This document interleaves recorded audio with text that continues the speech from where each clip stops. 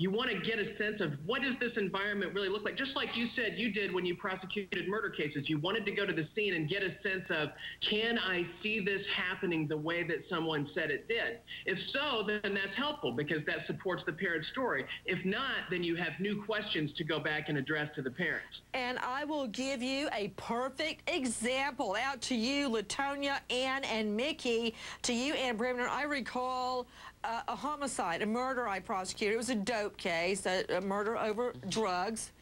And I had been to the scene, and when the defense witness stood up and said what they saw, I knew it was impossible because of a very high, thick hedge of bushes that would absolutely have precluded that witness where he was seeing what he said he saw, and it torpedoed their case. So to prosecute or to talk about a case you haven't been to the scene, it's a waste of everybody's time. What about it, Ann?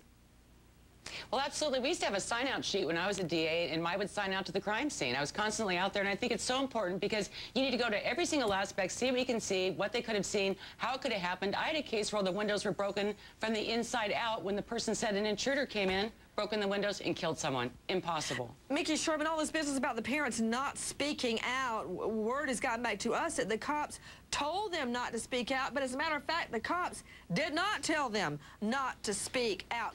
They don't have to answer questions to make a public plea, do they, Mickey? No, and of course, the person who really laid it out perfectly is Mr. Lonsford there on the show. Can you imagine the bevy of reporters when you are not just the victim, but your child is missing?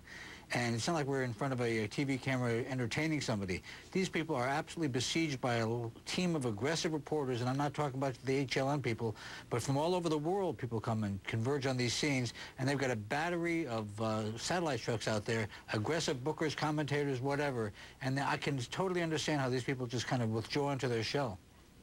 To you, Latonia Hines, prosecutor joining us out of the Atlanta jurisdiction.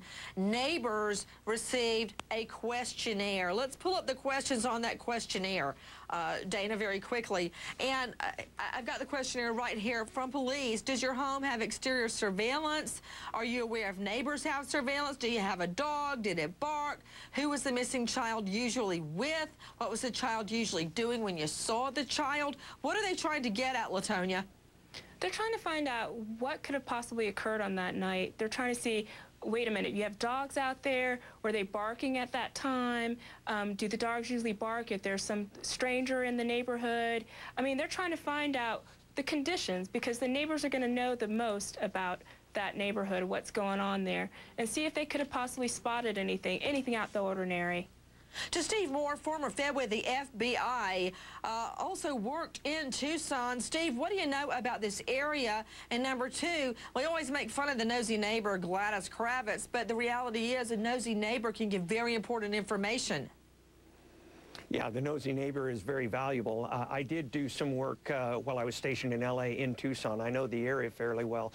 The police right now are throwing out a very wide net. I don't think they have any kind of idea who it is.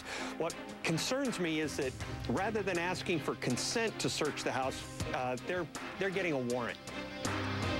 Yeah, I noticed that too, Steve Moore. And what can you tell me about this particular area and the circumference of the area? Is it residential, commercial, what?